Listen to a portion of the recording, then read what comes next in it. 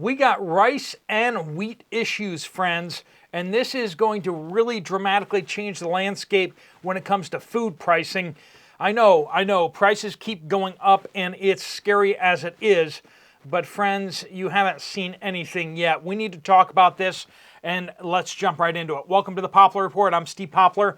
I'm an accountant by trade, and one of my nasty habits is I get into data tables, and I don't know, some people have some hobbies doing this and that, but when I see that the U.S. Department of Agriculture has data tables and a database that you can get into and start playing around with, reporters don't do that.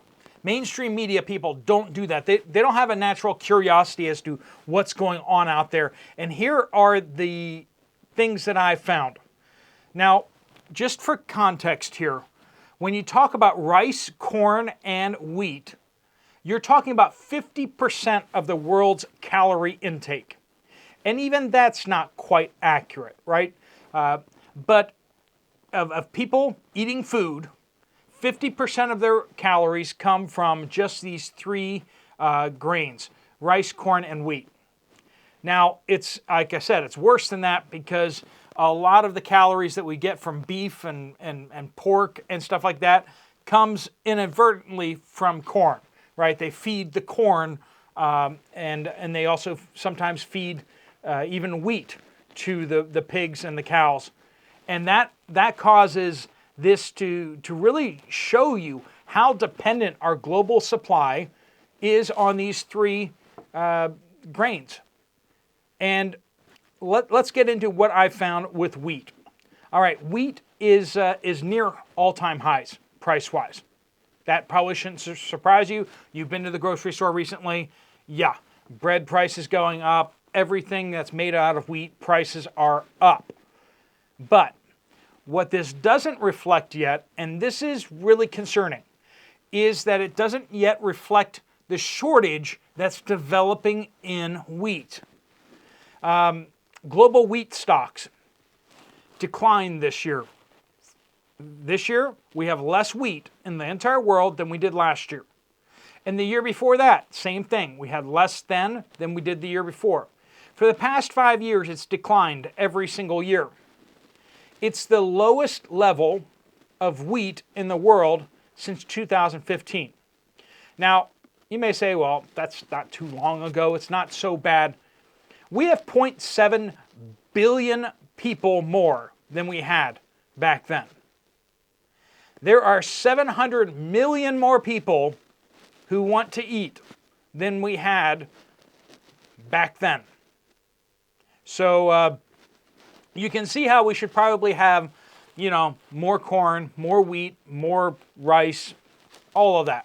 700 million more people need to eat. So 10% more people, and yet we have the same amount of wheat. And if you don't see how that's a bit of a problem, well, friends, it's about to get worse. Not only that, but we also are having a problem with rice. Rice, India right now has an export ban or export controls on rice and wheat. Now, they're allowing some types of rice to be sold internationally, and they're allowing some types of wheat to be sold internationally.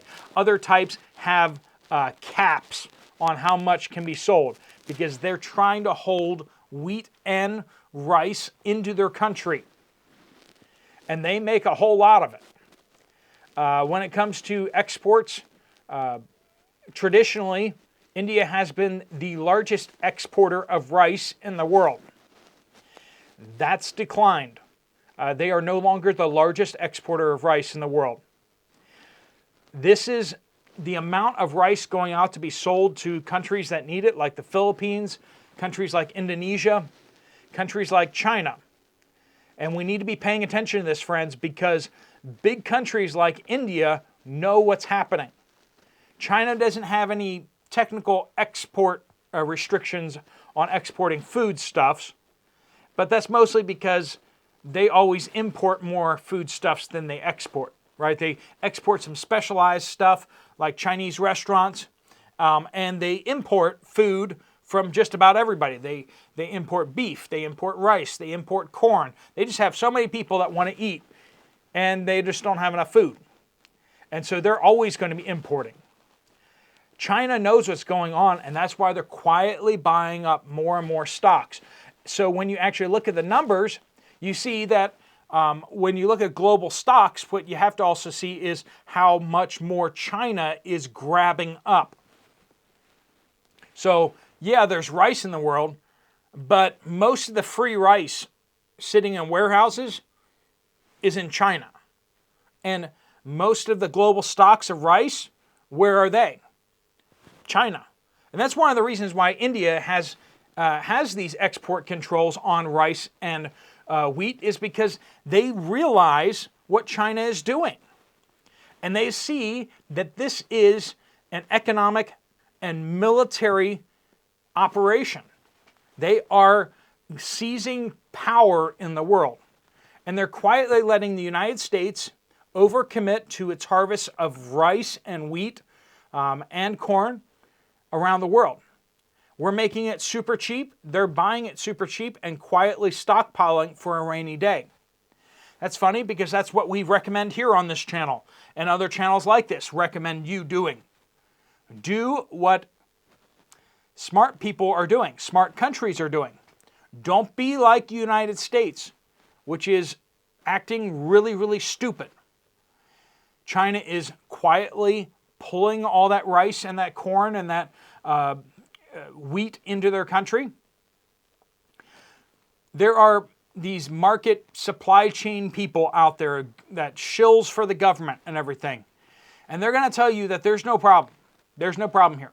It's okay that the global stocks of rice and wheat are dropping while the population of the world is going up. It's okay that even a larger percentage of those global stocks of food happen to all be in one country, China. Why is this all happening?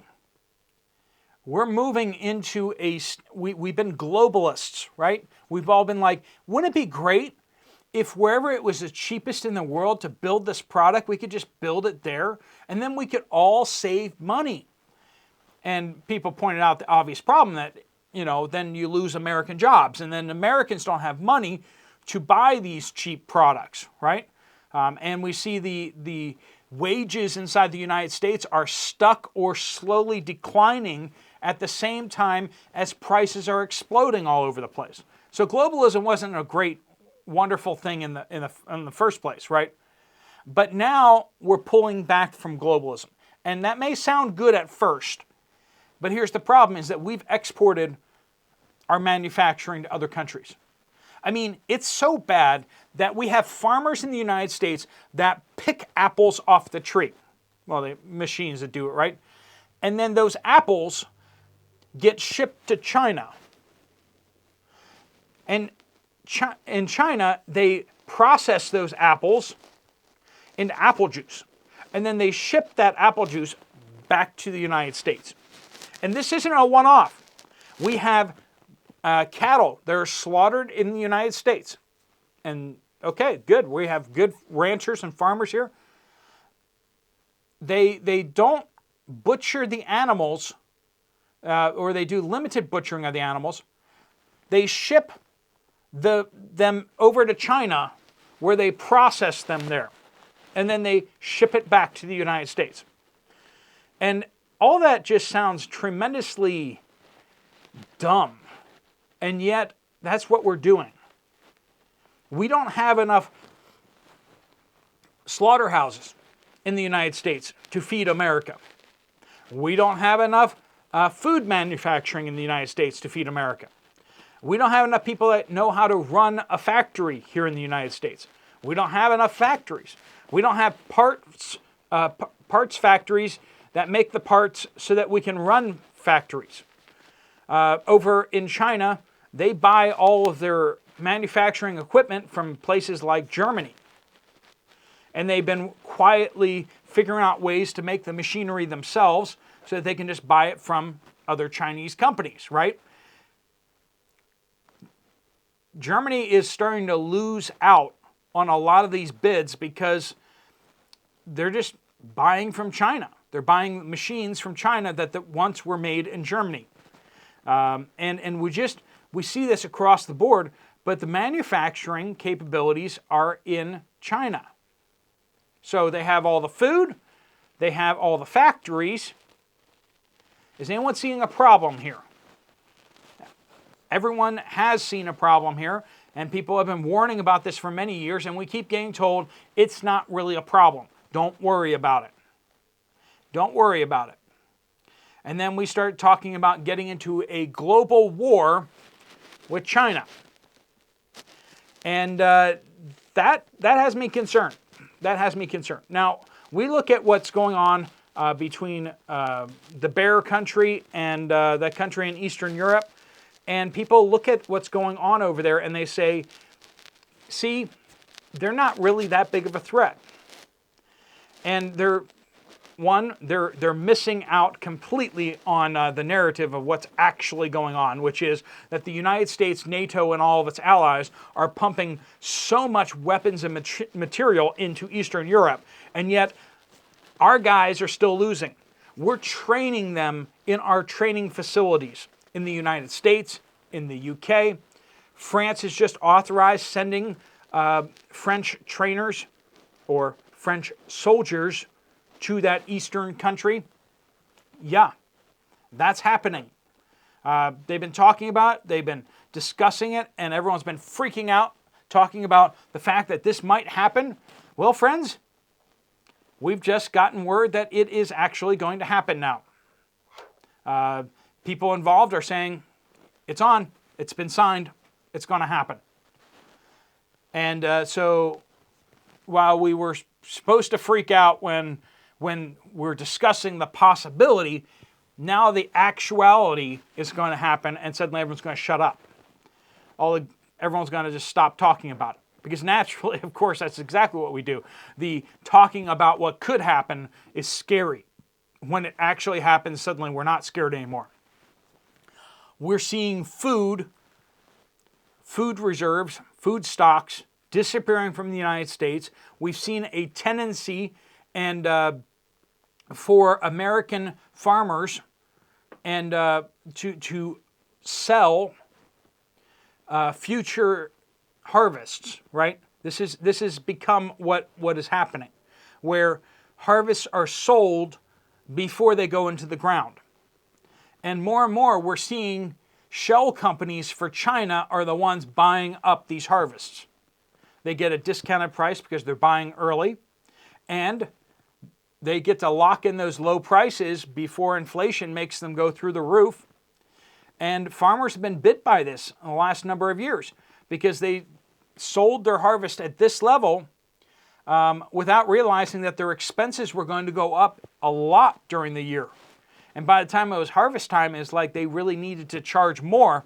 But China and these other places have already locked in those contracts. There's a lot going on out there in the world that they don't want you to know about. And why don't they want you to know about it?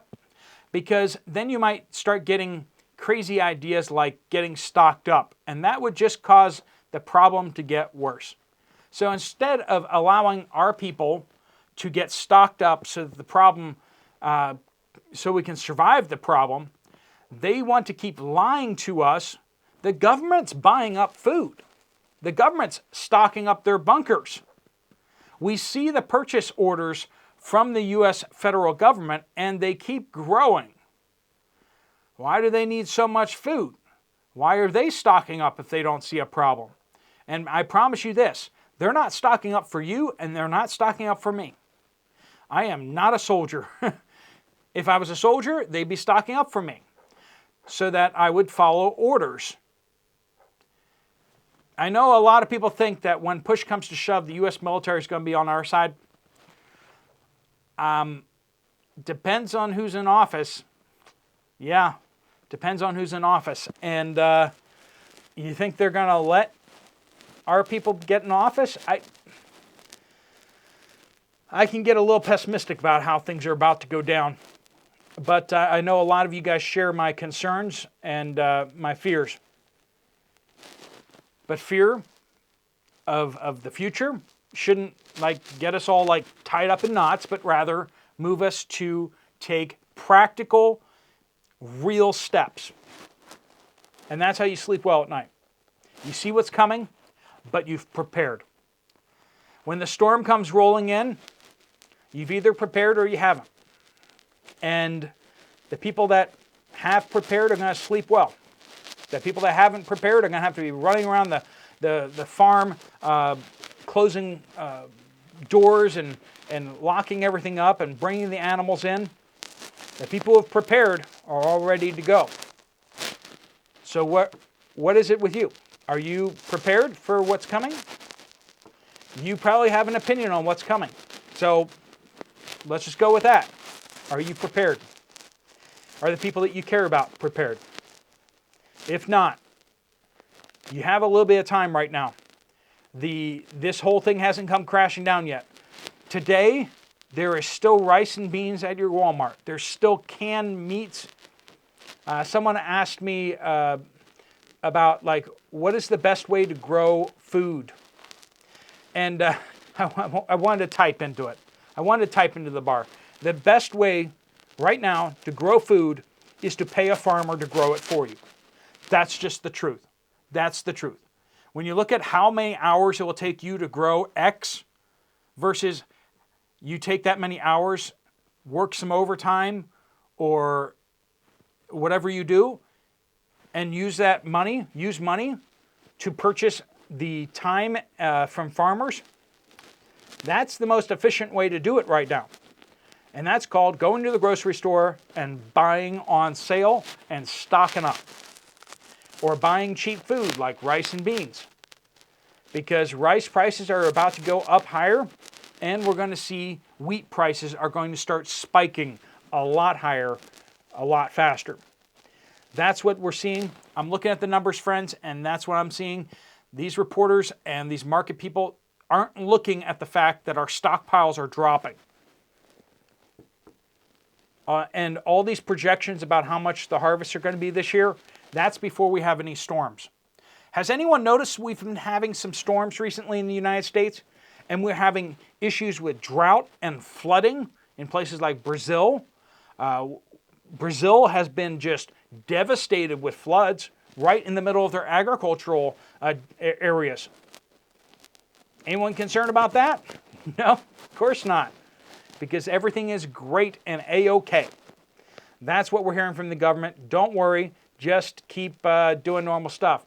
The UK was like, everyone should have a few days worth of food. And all the grocery stores in the UK came out with advertising campaigns saying, don't buy in bulk. Why are they concerned about people buying in bulk? I thought there was plenty of food. Friends, if you're the first person in the store to buy stuff, you're going to find it. But when people start panicking, if you're the 50 percentile of people showing up at the store, you might be looking at empty shelves. So don't believe them because they're just watching out for themselves. They're not watching out for you. Get stocked up. Get prepared for the storm. It's coming, and it's coming a lot faster than people think. All right, friends, the numbers don't lie. We'll keep them coming to you, and we'll keep you updated. Thanks so much for watching. If you want to check out another video from this channel, there's one right up here. I'll see you over there, or I'll see you guys later. Steve Poplar of the Poplar Report, out.